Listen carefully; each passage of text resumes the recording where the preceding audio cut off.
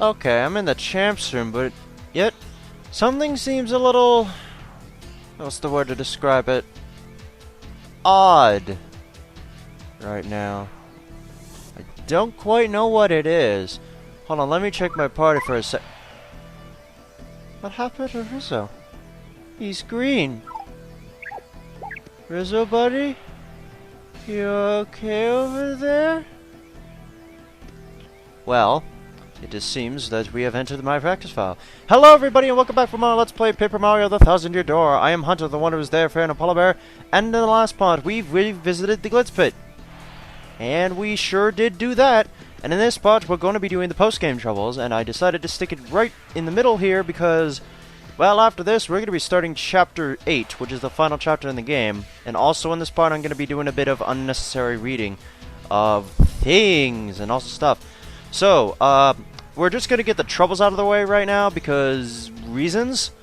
So, with that in mind, the first thing we're going to do is jump cut straight to the trouble center and not show you anything else, at least not as much.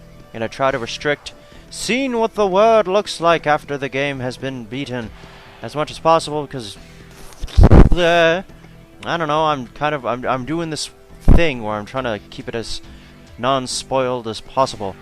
So, I'm only talking to people whose interactions will not spoil things. And I know who those people are because I've done this before. I did a small pseudo-practice of this thing that I used the practice file for. I know it doesn't make any sense, but trust me. Anyway, to the Trouble Center.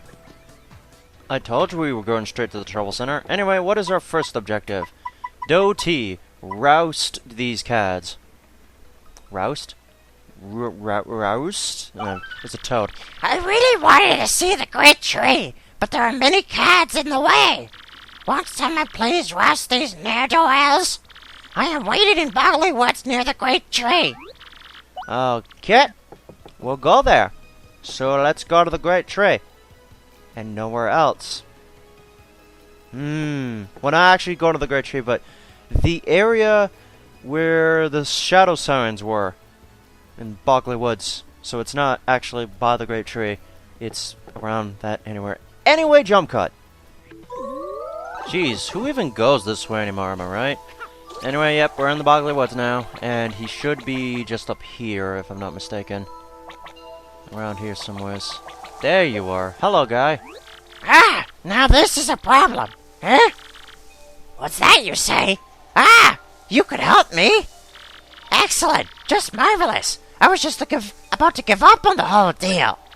I came to the woods just to see the great tree, but the thugs up ahead scared me. Contending with goons is not part of my repertoire, so to speak, so I've stalled here. Do you suppose you could give all those goons up ahead a proper thrashing for me? Well, I'll be waiting here until you do.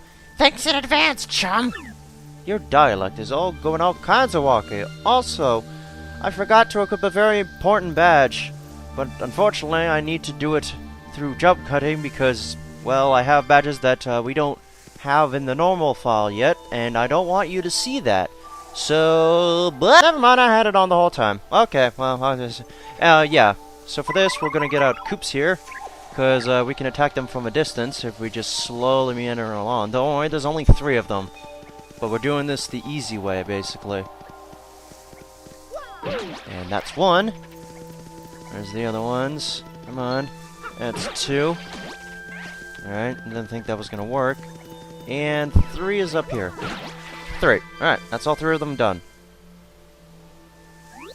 Done already, eh? Marvelous! I can finally see the great tree. I mean, you're dead, sir. It isn't much, but I hope this will do for your troubles. It's my change from lunch. 20 coins. Perhaps I'll see you up ahead. Okay. I'm sure you will. We're not gonna actually see him. At least, it's not completely pertinent. But I'm gonna go check to see if it's anything. And if it's not anything, well, I'll meet you back at the Trouble Center. So, yeah. Oh, he's here. Hello, buddy. What's up? Ah, the great tree. As you watch us foolishly continue to repeat history, what could you think of us? You can do nothing but stand and watch our ignorance. No, what's rot? To assume that a tree can do nothing, then only proves my own foolishness. Okay, Mr. Poet, and didn't know it. Or should I say poet-T? Ha! I'm a comedian. Okay, for real though. To the Trouble Center. Okay, and we're back at the Trouble Center. Right, what's our next task? Bub, help me make up. I got in a fight with my mom, and I need you to help me make up with her. I'll be waiting near the Sanctum in Poshley Heights. Wanna take on Bub's trouble? Sure. Let us do that. Why? I don't know. Well, you know, you never know when this could take place. Maybe in order to do this, you have to beat the game, but it puts you right before the final boss, and just activates like this New Game Plus mode. You don't know that. Unless you do know that, in which case, don't tell anybody else that. Yeah, jump cut! Okay, and we're here. Now, why is Bob over here? That's the thing I want to know. It's kind of really weird. You know what? Hold on, I'm gonna talk to his folks. Give me a moment. I kind of really need to know what's going on, why he's all the way over there. Do you have anything to say? Bob? Who's that? I know no Bob. I have no son at all. Don't speak to me. Jeez, she's a bit cranky. It seems Bob and the missus had a little row, It's hard when they get to that rebellious age, you know, dear boy. Okay. That's concerning. Bob, what's going on? Kinda need to know these things, little guy. What's going on? I need to know. Like right now. I've been waiting for you, mister. See, I got in a fight with my mom, and I want to make it up to her. So I wrote her a letter, and I want to give her a present. But I don't know what to get. I have narrowed it down to 3 things, so could you help me decide? Okay. I'm gonna say this right now. No matter what you pick, the outcome's gonna be the same. There actually is no changes in the dialogue. I tested it. There isn't. So, for the sake of feeling nice at the very least, we're gonna get the shroom cake, which you can do by giving zest tea, cake mix, and a mushroom. Combine those two, you get a shroom cake. For the record, you can get a Keel Mango on that lone tree in Keelhaul Key after you beat Chapter 5. And the Fright Mask you get from the very first shop in Rogueport, right smack dab in the middle of the plaza. 5 coins. But we're gonna go with the shroom cake because that seems to be the nicest option. You've got great taste, so I'm sure it'll go over well. You also have to go find it and bring it here. Because, you know, they don't sell those things here. What we have? Did you bring a shroom cake for my mom? Here you go. Yahoo! A shroom cake! Thanks, mister! I'll just attach this letter, and we're done. But I'm afraid to give it to her. She may still be mad. Can you give it to her and come back? Please? Alright, we got a present. The thing Bub asked you to deliver to Sylvia. It's the name of his mom. Yes. Unless you tattle them, I think that's the only way you'll know about the mom's name. In fact, there's a lot of characters in this game that have names, but they don't tell you because they're really not all that important. If you want to know more, go to Mario Wiki, which tells you too much of everything. But really, though, let's go and deliver this thing to Sylvia here. Hello. Why, hello, Gonzalez. Did you need something? Here, have a present. From little Bub, you say? Why, there's a letter. Let me just read it. Dear Lovely Mama, I'm sorry I didn't do my homework. From now on, I'll do my homework and try to be a good mom, like Papa. And I will give you good food and a nice house and a pretty hat. So please don't hate me. From Bub. Oh, I'm just going to break down and cry here. Oh, how delightful.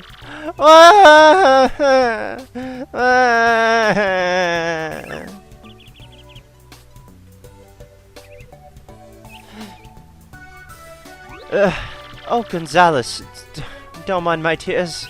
They are joyful ones. I just want you to tell Bob something for me. Tell him I'm not angry. I was just being stern because I love him and care about his future. I never meant to hurt his little feelings by it, and I'm sorry I lost sight of that.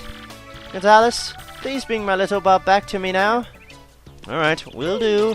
Through another skip in the area that's in the middle. These 2 areas don't cut. Because really, it is super important that I do that. In fact, it is not at all. What am I even talking about? Alright. Hello. Hey, mister, how was it? Did she like the present? Sure. I mean, yes, she did. She's not mad anymore? Yahoo! Whew!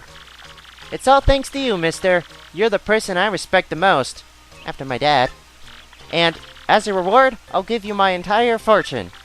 Not that I have many coins, though. Oh. Well, there's 3. Ain't that just magical? Okay, well, bye. As he just disappears off screen. Literally, he doesn't even completely go off screen, he just poofs out of existence. Let me show that you that again in slow motion replay. See, I told you I wasn't lying. Alright, now we're gonna go this way because reasons, but I will meet you back at the Trouble Center once again. So, jump cut. Wait a minute, I realized I don't really have to go out of that way in such an awkward fashion. I can just go down the pipe. What am I doing? Okay, Trouble Center now, for real. Well, okay, we're not at the Trouble Center because we've already seen this area on screen, you know, in the thing. So, yeah, I'm basically going to say I'm going to be handling this trouble a little bit weirdly. As, yeah, well, you'll see. Swab, erase that graffiti. I need someone to go to the 50th floor of the Pit of 100 Trials for me, shaboom. So I need someone pretty tough, shaplowing. For the details, please see me next weekend in the statue and fired up for shaboomity. Want to take on Swab's trouble? Yeah, it is Swab. Sure, we'll do it. Alright, well, at the very least, we will jump cut to the far outpost. So, yeah, I'm gonna do that. Going down this pipe. Silly. So, jump cut to far outpost. Alright, and we're here. Where are ya? He's behind this thing. You agreed to help from my combo, shaplowing. Thanks to you, shaboom. There is dungeon under Rogueport called Pit of 100 Trials, SyKhotic. I heard one fun rich wish on wall of 50th floor, the wish comes true, shapap. And you a special big explosion to get down to 50th floor and white wish SyKhotic. And then I realized whole thing was hoax, shadow. I risked life getting down there for useless graffiti. I run out of risks, I saw. I would have risked it myself, but I don't think I can get out there again, SyKhotic. So could you go to the 50th floor and print over 100 trials to risk graffiti? Please, blue. Now, the reason why I say I'm handling this trouble a little bit differently is because I already recorded the part where I went down there and blew it up. Yeah. And the reason for that is because I kind of don't want to do it again now, because when I was going through it and testing it out, I thought, you know, if I'm going through this, I don't want to have to go through it again, because the thing with the Pit of 100 Trials, you can't cheese it by using first attack and bump attack. It does detail you can't use it on the thing, so it's not technically a spoiler, but I ain't telling you what bump attack does, though you can probably guess. But yeah, we can't cheese it with that, so as a result, you have to fight every single battle you go through, and even with the movers, it still takes a little bit, but I recorded that, and also how the movers work. Even though, you know, we're not doing the pit video yet, might as well show you how they work, because I'm probably not going to be actually using them in the pit video. So, as a result, I will now hand it over to Post-Commentary Hunter, who is probably going to sound like a server dude because of reasons. Okay, so, you know this guy? Yeah, if you talk to him, he'll, like, take you down, like, 5 or 2, or even, like, back to the entrance if you really want to. So if you select one of these options, it does this crazy wavy thing.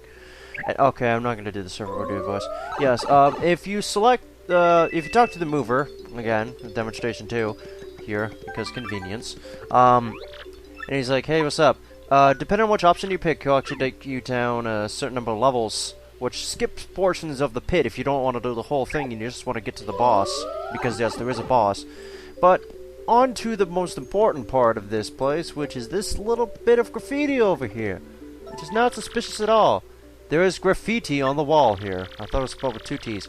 Swab's wish. I want to get married to Bubbling, my dear love, in a soccer wedding. I want us to have 22 kids, so we can start a soccer team, Shablowy. This graffiti was scrawled with a fierce hand. It might never come off. Oh yeah, wanna bet? Bobby, do your thing. That was easy. This is, yeah. Okay, well, there's that gone. Alright. Let's go back to the entrance and then return to Fire Outpost. Seriously, that was kind of easy. Just a little bit easy. Why am I talking like I need to do the jump cut like transition mouth words? You already know I'm gonna jump cut. So, you miss my graffiti, Chappelle? Your resistance system. I am so grateful to you. But there's not like I can confirm whether or not you wasted or not, Shabu. Oh well. I guess I'll just have to trust you, Sasaki. Check this woman, Chappelle. Just a minute for me, but I told her how much I was missing the snow, Chappelle. Snow Bunny, zesty dessert that refills 15 HP but freezes you. Yes, this is not a thing I'm gonna use. I'm gonna start training for family English now. But you can't tell anyone what it is, Chappelle. Promise me, Chappelle. You solved the trouble. Hooray! That's all the troubles in the game. What do you get for doing them all? Nothing! Don't you feel accomplished? That guy was always a little weird. Anyway, we're back up here now. And, well, now that we got all those troubles out of the way, how about some reading? I know you love reading, kids, so we're going to be doing a lot of that in this this second half. Mostly involving Luigi. No, not mostly involving Luigi, but part of it's going to involve Luigi. Okay, a lot of it's going to involve Luigi, what am I kidding? And those are probably going to take the longest to read. But yeah, we're going back here, and as you remember at the end of, I think it was around the... No, not around the end, per se, but it was, I think it was around the end, actually. It was, around the beginning of part 50? Yeah, 50. That Luigi was up here with his blooper buddy, but now he is up here all by himself, alone. Did I break the loading zone? I better freaking not. No, okay, there we go. See? Hi, how you doing, buddy? I've been catching a breather here, you know, reflecting back on all of my adventures. It's been a long road, bro. Want to hear what happened? It's a pretty long story. Okay, well, there's only one entry left, and you get that by completing the game. Or however, you know, things. Super Luigi book. Actually, you know what? This guy actually novelized my quest. He's been interviewing me. He was actually interviewing me here at the inn during breaks for my adventure. I didn't think anyone would be interested in reading a book about Luigi. But Super Luigi came out recently. And check this out, bro. Here in Rogueport. It's a set new record for consecutive weeks and #1 on the bestseller list. Oh ho ho ho ho! Hooray for Luigi, bro! I started reading it the other day, but it's I can't say that word in my stupid voice. Long word that means dictionary of things. Account in multiple volumes. Excruciating detail, bro. It's like a history book. It seemed like one anyway. They've got it in the shop here in Rogueport. How about you snag a copy, bro? Well, I already have 4. But there is in fact one more copy that is only obtainable after you beat the game that I did not actually know about. But regardless, there it is, the last one right there. This is a copy and it's 256 coins. That's a lot of money. Bye. You can totally tell this is a practice file because I have a lot less points. So yeah, want to read it? We're gonna read it. We're gonna read all of them. I'm not gonna be doing the Luigi voice for all of them. I'm gonna be doing like some kind of serious narration voice. Also, look at all these. There's so many of these things. I don't even need them all. Alright, let's start from the top, Salary. Book number 1. Have you experienced a time when no matter how hard you tried, you failed, and the time you spent felt wasted? If you ever feel such pains of regret, try to remember this tale. The story of a young man's quest to save a sweet princess. Super Luigi Volume 1. The quest begins. The day dawned like any other, but little did Luigi know the letter he was about to receive would forever change his destiny. Sir Luigi, danger beset us on all sides, and we beg your help. The foul Chestnut King has stolen our treasure, our fair princess. The letter was from Minister Crepe of the Waffle Kingdom, a man aware of Luigi's many adventures. He knew only Luigi could save them. Charged with this dire task, Luigi wasted no time curtailing the heroic meal he was making. Then he packed for his deadly journey, knowing that his older, though less talented brother was out on a no-doubt inconsequential errand. Luigi took a moment to leave a note. Mix a kilo mango with a peachy peach to whip up a fruit parfait. Well, I guess you can get recipes from this book too, which is probably a good thing. These cryptic words were all Luigi wrote before leaving. Upon reaching the Waffle Kingdom, Luigi was greeted by pure misery, an endless flow of tears over the kidnapping of Princess Eclair. Arriving at the castle, Luigi was greeted by Minister Crepe, who carefully handed him a compass base with only one intact section. Our land had a second treasure, the marvelous compass. Find a Chevenpot and find a Claire. So it began. To be continued. Alright. Book number 2. Manager's Pick. Super Luigi Volume 2. Allies in Adventure. It's a little worm, Luigi muttered, the sweat dripping from his brow as he followed the compass up Rumblebump's volcano's side. Must find the secret grotto. While Luigi had guts to spare, he did need a guide, and he found one in Bluey, a blooper he met in town. Brave Bluey joined Luigi and instantly proved to be invaluable. With his aid, Luigi bested a savage statue that protected the treasure. That treasure was none other than a piece of the marvelous compass, a piece that pointed west to Plump Belly Village. The second Luigi saw Plump Belly Village, he knew something was amiss. All was woe, and Luigi soon learned the reason why from the mayor. The town was at the mercy of a sinister serpent, who demanded sacrificial lasses. Burning with indignation, Luigi formed a team of liberators. A fierce bomb warrior named Jerry joined his crew, and chose, not surprisingly, to stick with Luigi for the duration of his quest for Eclair. Fortified by his allies, Luigi strode on into the lair of the beast, a foul, two-headed snake. No time to think. Luigi sprang forth. Twin heads snapped at his heels, fangs dripping venom. Then, as one mouth gaped wide to swallow Luigi, the other crept behind. Our hero sensed the treachery and fainted before leaping. The heads collided, and the beast ate itself. The prize? A compass piece. The villagers begged their savior to stay with them, but a grim-faced Luigi pressed bravely onward. To be continued. Okay, well, Luigi made it sound a far lot less dramatic than that. This is going to be the book with the race cars, isn't it? Yes, it is. Yeah, there it is right there. Super Luigi Volume 3! 3! Can you say the word th? I bet you can't.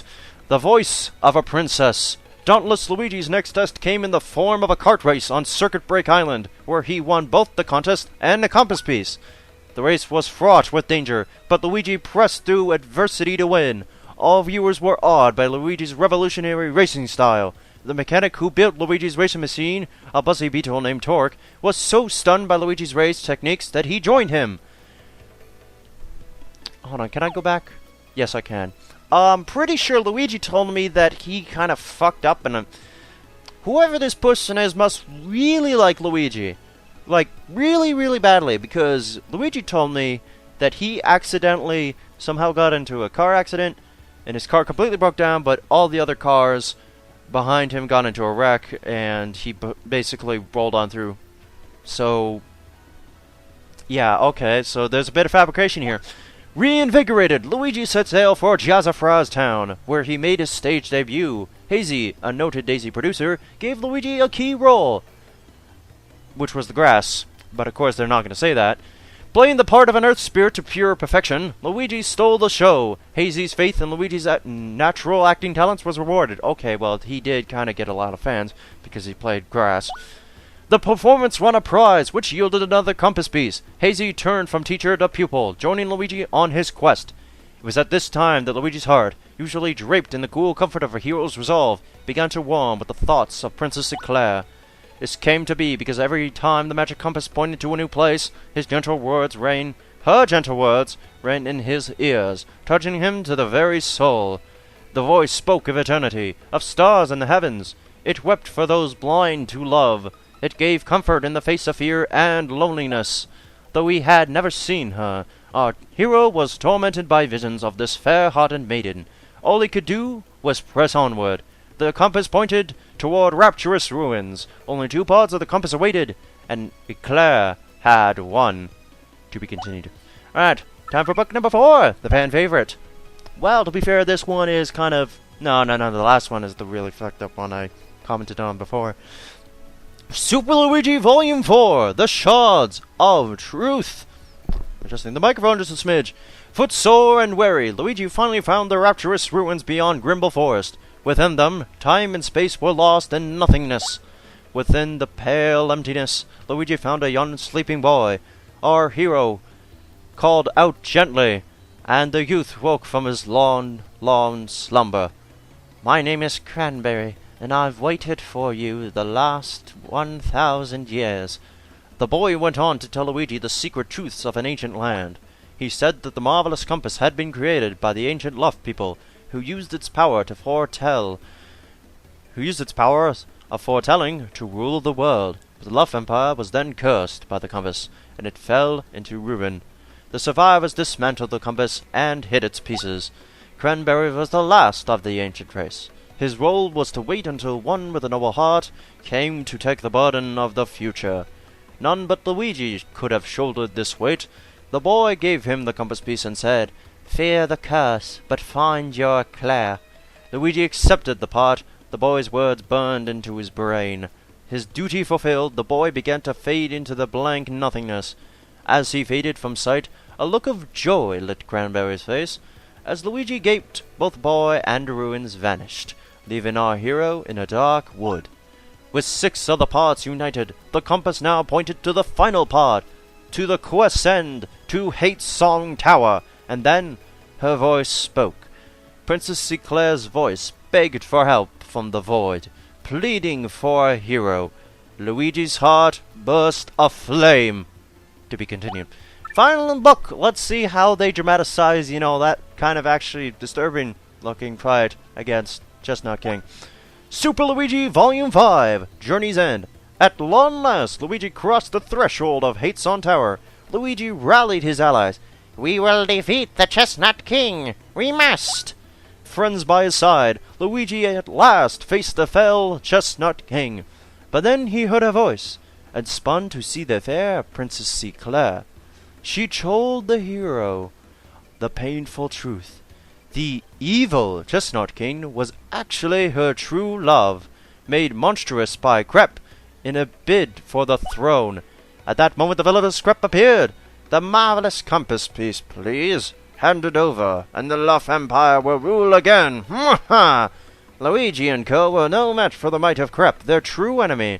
But then the compass piece in Eclair's tiara shone forth. It bestowed the future sight on Luigi. Knowing Crepe's every move, he smote the fiend with his mallet, and with that, it was all finally over. Luigi and his friends parted, leaving the Waffle Kingdom in peace.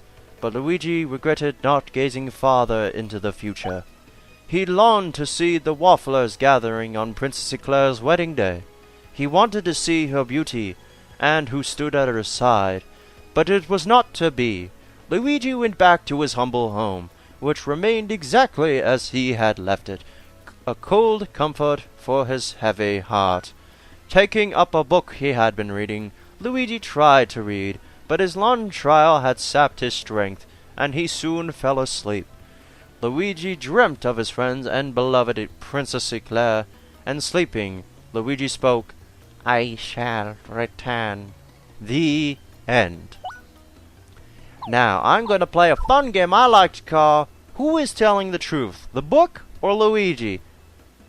I'm going to leave that up to you, because I honestly don't know. Was not expecting that twist in the book, though. Depends on if the movie doesn't suck. That's a joke, you see. Alright, so that was one of the unnecessary reading things. I'm going to say unnecessary, even though that was actually kind of entertaining. I kind of want to see that animated now. Not against my voice, because it's terrible. But a dramatic reading of that whole novelization and just seeing an animation. Probably somebody's already done it, but anyway, I'm getting sidetracked here.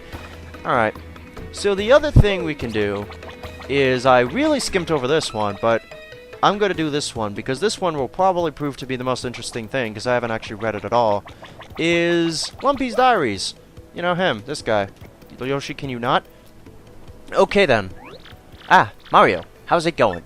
Hey, guess what? I kept a journal of my hunt for black gold. It's a little embarrassing, but want to read it? Sure. Which part would you like to read? And the reason I left this alone for a while is because there was a lot of it. So, yeah. Part 1, the night before. The night before. I'm finally off tomorrow. I filled my pack with cheese, and I'm ready to go. My to-do list is crossed off. I owe so much to all my investors. Not just money. The old get-rich-quick dream. But this is different. I have a reason. See, I owe it to my hometown. It's so cold there, people are constantly shivering. If I find oil and send it there, then people can use it to heat their homes. Oil will make me rich, and them happy. It seems to be the perfect goal, right? I have always had this dream since I was very small. Of course, getting rich is a big part of it too, but who doesn't want money? Money, money, money. Come in with me, please. Ha! Well, enough for tonight. Okay. A little embarrassing. That's words. Part 2. The Buzzard Fiend. Why did it have to turn out like this? I got to Toad Town by boat. Hey, Toad Town. Then took a train to the foot of Mount Rugged. Unfortunately, you can only get to Mount Rugged. You can only get from Mount Rugged to Dry Desert on foot. And tragedy wait for me as I slogged faithfully up that winding trail. It was a huge, awful vulture. I had read about it in my travel brochures. This buzzer accosted all travelers on Mount Rugged. I hightailed it, but the buzzer had me in its sights. I felt a piercing jolt as its claws dug deep into my backpack. After dropping me onto a cliff, Buzzer seemed to forget me and disappear. I let out a sigh of relief, but when I touched my back, I noticed my pack was gone. My pack! In it was all my food and money to start operation. No! That mangy Buzzer made off with everything of importance to me. All I have left is this journal, a shovel to dig for oil, and my life. But perhaps living is a miracle enough. Or so I'd like to believe. But now, I can't turn back. I climb down the mountain to the desert. The dry, dry desert sprawls out before me, beckoning dreamers and fools. I am both, and I set out with a heart full of dread. Jeez, okay, that's one way to make that mini-boss, like, kind of terrifying. Buzzer, for the record, was the mini-boss in Chapter 2 of Paper Mario that you basically had to tell him you were either Mario, which would instigate the battle, Princess Peach, which you wouldn't buy, or Luigi, which he'll buy, for some reason. And then you walk on past, and yeah. Anyway, let's read another chapter. So this is kind of taking place in the main Mushroom Kingdom area of the Paper Mario universe, which is a pretty cool thing, I must say. Part 3. A Helping Hand. I am now in a place called Dry Dry Outpost. Someone pulled me, lifeless and parched, from the merciless desert floor. It was a Koopa with a fine mustache named Colorado. Oh my god! An angel in a pith helmet. He was a world-traveling adventurer archaeologist. I told him about Buzzer, and my quest for oil, and my dreams of riches and warmth from my people. After I spoke at length, he gave me food and water. I asked him why he should be so kind, and he looked into the distance and said, "Turning one's back on an adventurer, turning one's back on an ambitious dreamer, invites others to do the same to you, old boy. I just want to believe in every dream the shadowed world can muster."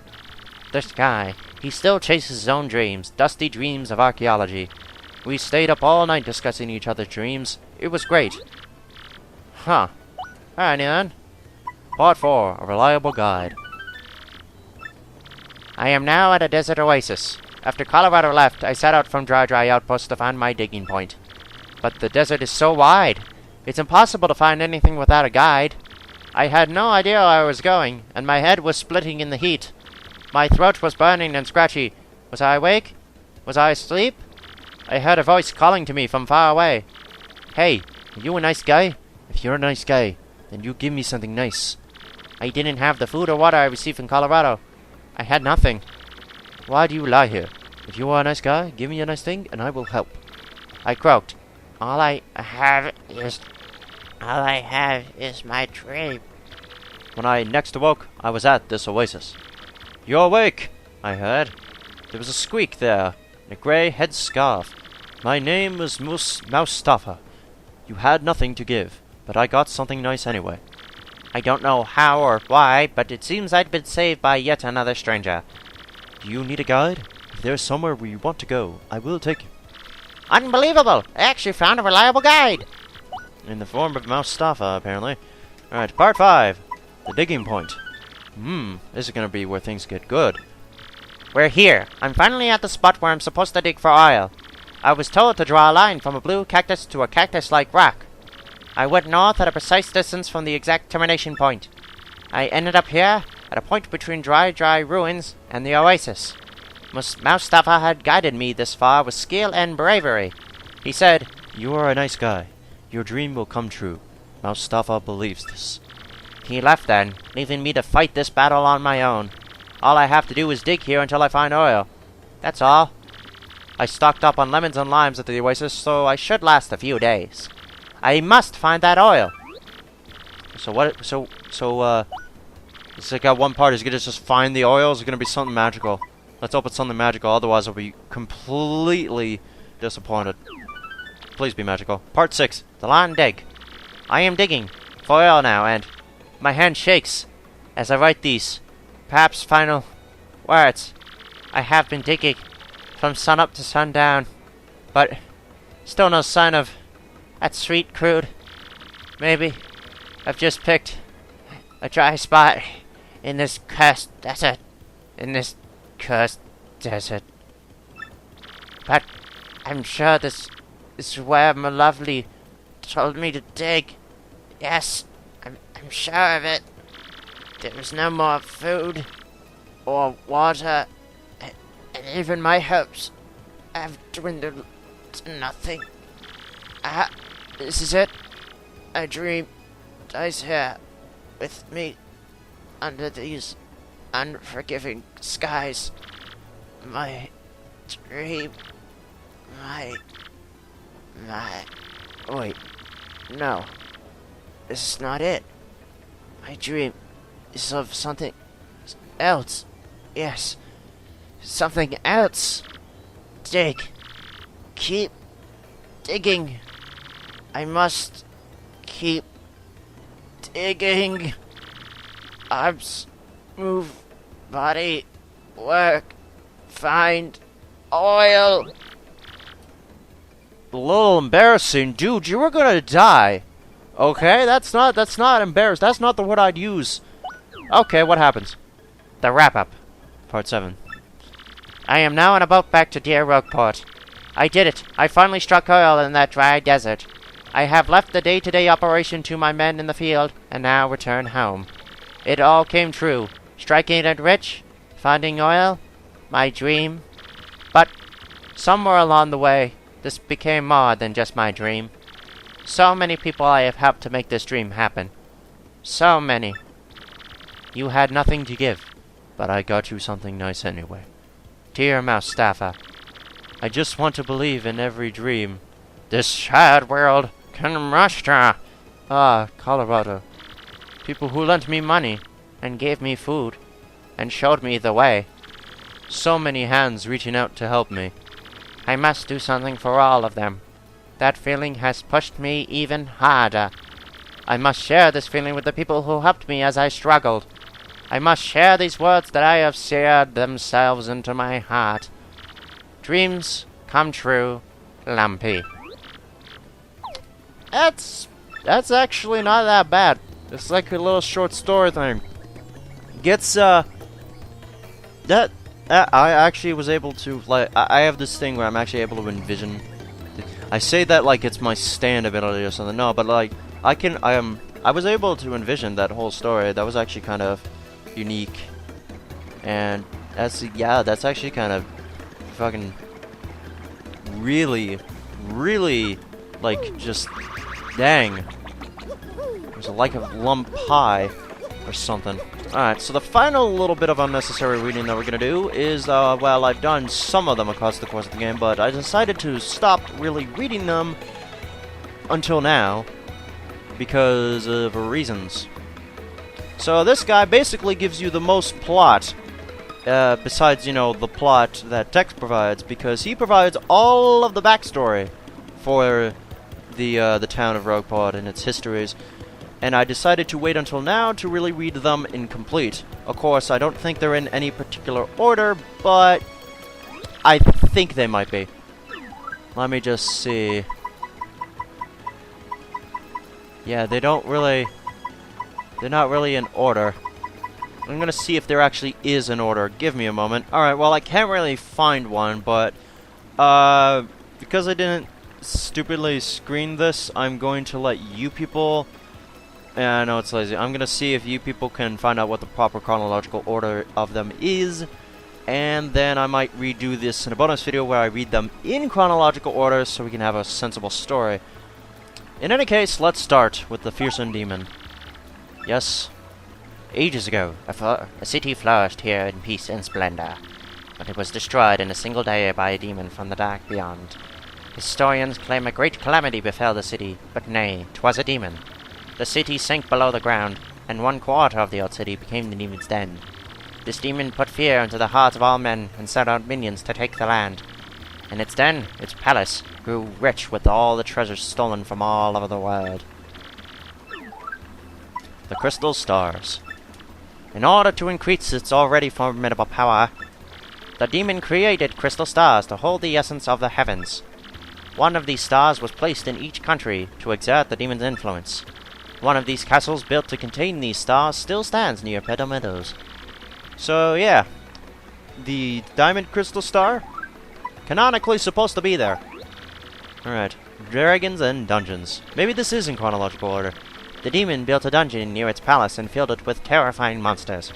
All of those who fell into disfavor were thrown into this dungeon to rot. Yeah, and the demon also had 3 dragon pets, Hooktail, Gloomtail, and Bonetail. These dragons flew across the land, spreading fear and sorrow all over. Even now, the mere mention of a dragon is enough to give some the terrors. Okay, so this demon's pets are... Ah, yeah, so maybe, no, I think this might be in... Yeah, maybe this is in chronological order. I'm going to assume that it maybe is. Alright, so the hero who arose. One day there came a hero who could vanquish the fell demon. The young toad from Petal Meadows was strong of arm, but shy of voice. All those around the boy teased him endlessly about the way he spoke. But when the demon cast his fearful gaze across the lands and reached out, the young toad used his strength and honor to defend his people. And he became a hero to all, despite his odd voice. Is it... Hold on, let me just reread this quickly. Nah. Because I think there might be a theory somewhere that Prince Mush is actually that particular toad, but it doesn't really hold up because this demon has been sealed for 1,000 years. Yes, spoiler alert, it is that same demon. That's why I'm reading this now before we start chapter 8, because it has the most plot significance of all the unnecessary reading things. The Wise Goomba. There was a wise Goomba from Bogley Woods, gifted in the knowledge of the world. When beasts rose to take the woods, this knowledge helped the people fight them. And this Goomba, who knew the way that every monster would attack, she began to think of a way to banish all monsters from the land. And from that, we can safely assume that it is not Goombella per se, but perhaps a descendant. That Goombella is in fact a descendant of this particular Goomba, because they are both knowledgeable in the way of the monsters. Or maybe the book that the Goombella has was written by said person. I don't know, just a guess. Stalwart Koopa, though. A Koopa who traveled the world alone learned of the darkness covering the land. He went alone wherever evil dwelt, and banished it with a shell and sheer bravado.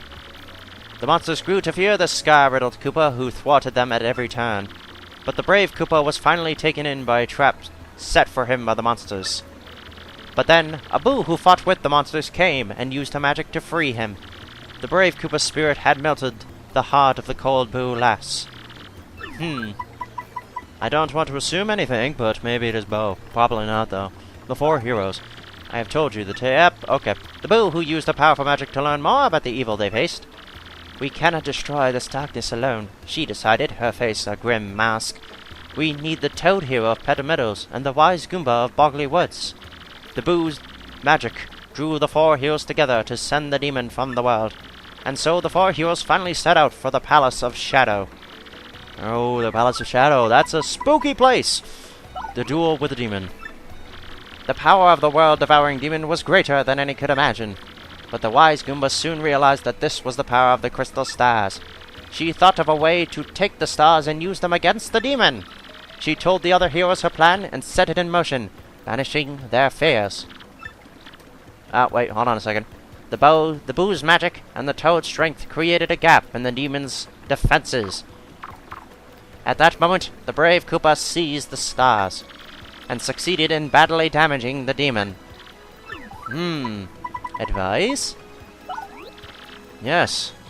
But even the brave Koopa's stroke was not enough to end the demon's reign. The wise Goomba thought of another use for the crystal stars in that dire hour. She suggested sealing the demon forever with the crystal stars. All agreed. The heroes matched their strengths with the power of the crystal stars. and they successfully sealed the demon's soul within the deepest part of the palace. Together, they made it so that only all 7 stars could break the seal. So, yeah. That's why Grotus wanted them.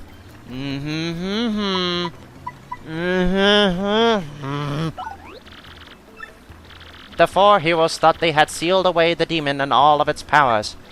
But the demon used a tiny opening before the seal was complete to curse them all. While holding the crystal stars, they'd feel nothing. But when they let them go, a black box would appear to seal their souls within. The 4 heroes traveled the world, scattering the stars so the seal would remain. But the last 4 stars each carried the curse, which claimed each hero. Yeah, you can see where this is going, can't ya? The 4 heroes are indeed the 4 black boxes that we have been coming across an entire journey. Kinda spooky, considering I give them all the same voice, but still, yeah, that's... Getting back to some Mario 1 instruction manual shit, turning toads into blocks. Not really the same degree, but still. The Great Tree and the Punies. Or the Punies. The hiding places of many of the crystal stars have now faded into legend. But some say that the wise Goomba hid one in the Great Tree. At that time, many monsters wandered in the nearby Bogley Woods. The tiny Punies were always tormented by the fierce appetites, it was said. Pitying them, the Goomba hollowed out the Great Tree for the Punies to live in. The Punies were so grateful that they swore to protect the crystal star there. Alright. So, I think that particular crystal star was the green one? The emerald one? Let me see. Yep. So that was the one that the Goomba held. And presumably, this is the one that has been there since the dawn of freaking time. But was put back there because nice. Alright, so yeah, we're basically getting kind of a backstory as to where all of these crystal stars were hid. That's pretty cool. And also as to why, so that's really cool. The Bow Heroine's last days. Once the bow heroine hid her star in a steeple, she was trapped in the nearby town. Some say the crystal star lies in that steeple still. Well, we already got it. So yeah, that's a thing. What particular boo are you talking about? That's concerning. Is the one of the ones in the box? I don't know, man. We may never know. But also, let me check to see which crystal star that was. That was the ruby star. So that was the booze gift to the world. She placed that there. That is also why, in particular, there is a box in the tree and also a box in the steeple. Yeah, now you kind of see where this is going, can't ya? In this ominous. So it's only safe to assume, going to these, that it's going to talk about... look at that! Pirate King Cortez. The Koopa hero went to a southern isle to hide his star where none would find it. But the Koopa was so tired from his journey that the pirate Cortez stole it easily. In that very instant, the brave Koopa was trapped in an inescapable chest. But Cortez did not realize the power of the star and lost it among his treasures. So that's also why he was a little bit oblivious to why he even had that thing in the first place. And also why the Koopa is just in a random ship somewhere. You see, all of this is coming together and it's making a whole lot of sense, isn't it? It's kind of scary. It's kind of literally really scary. Why have I not done this before? I have never actually fully read this thing before, and it's kind of spooky how, you know, profound it all is. The Toad Hero's final days. The strong Toad held his star and continued his arduous journey. But eventually, the miles took their toll upon him, and he collapsed. A traveling healer happened by and saved his life. But then, the Toad knew his fate was to be trapped in the box when the star was gone. So he asked this healer to hide the star in a secret place known to no one.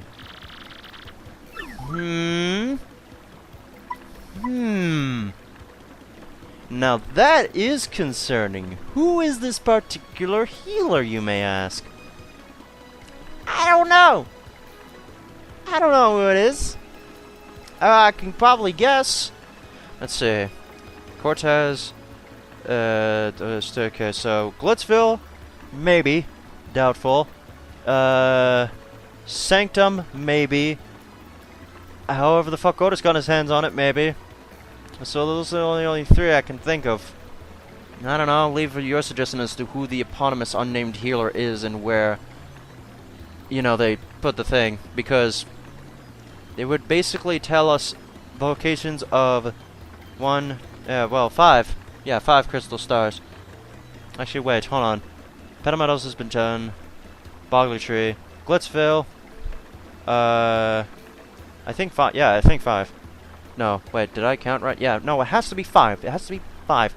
It would tell us where 5 of the 7 are, basically. Anyway, all becomes legend.